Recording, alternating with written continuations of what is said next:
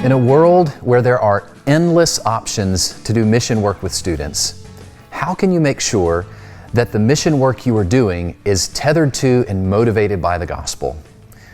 To answer that question, we're going to break it down into two parts over two videos. In this first video, I'm going to talk about the holistic nature of the gospel and how that informs mission work with students. And in the following video, we'll talk about the idea of biblical justice and how that is connected to doing missions with students. Regardless of where or with whom you serve, the work of gospel-centered missions actually starts with you and your students.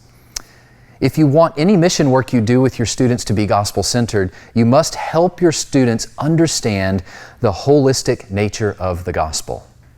What does that mean?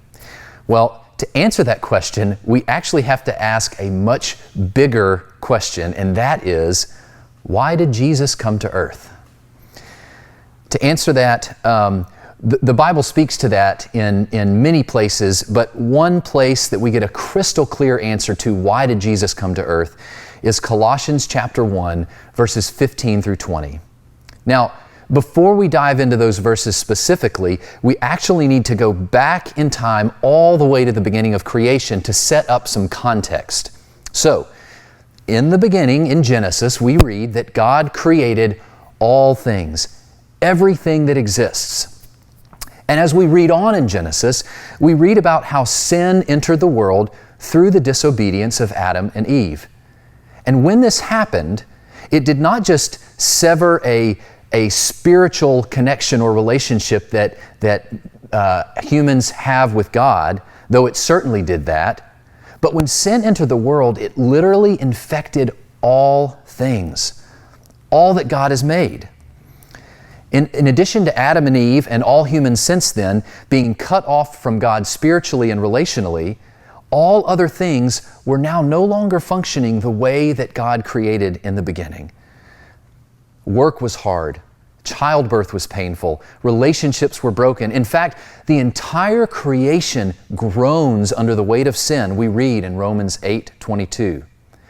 So, God creates all things, all that exists, but because of sin, all things have now been corrupted in some way. And now we have the context we need to dive into these verses in Colossians chapter 1. And so I'm going to read them to you. Why does Jesus come to earth? The Son is the image of the invisible God, the firstborn over all creation. For in Him all things were created, things in heaven and on earth, visible and invisible, whether thrones or powers or rulers or authorities, all things have been created through Him and for Him. He is before all things, and in Him all things hold together. And He is the head of the body, the church. He's the beginning and the firstborn from among the dead, so that in everything He might be preeminent. For God was pleased to have all His fullness dwell in Him, and through Him to reconcile to Himself all things, whether things on earth or things in heaven, making peace by the blood of the cross. Again, God creates all things. Because of sin, all things have now been corrupted, but Jesus came to reconcile all things to Himself. In other words, Jesus came to reconcile or to set right all that has been broken by sin, not just our hearts, but all that He created. And so Jesus did not just come to earth and die on the cross to restore a broken spiritual connection that we as humans have with God, though He certainly accomplished that, but the cross did so much more. All the brokenness we see in our world is the result of sin. Hunger, poverty, racism, oppression, disease, death, suffering, pain, on and on. All of that is the result of sin. And Jesus, through the cross, came to reconcile that or set that right. And so, to faithfully proclaim the gospel, we must consider how we can go out into the world to set right broken things as a part of the gospel message. And therefore, we can't make the common misconception of viewing missions as an opportunity to serve the poor and share the gospel. Or we help people out as an excuse to talk about Jesus. Because those two things are actually one and the same.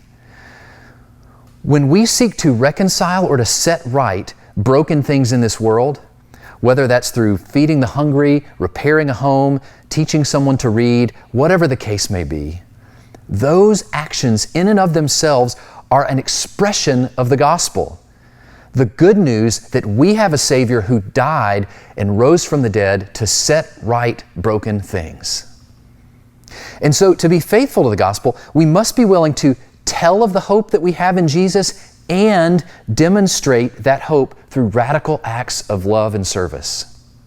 Going out into the broken places in the world and seeking to bring healing and hope and reconciliation.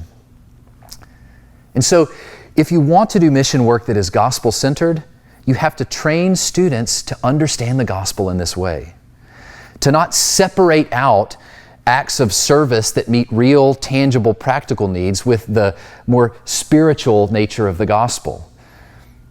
Brian Fickert, the author of When Helping Hurts and his newer book, Becoming Whole, calls this evangelical gnosticism, essentially separating the physical and the spiritual and the erroneous understanding that the gospel only addresses spiritual things.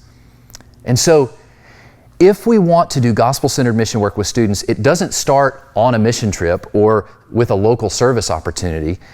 It starts with helping students understand the holistic nature of the gospel.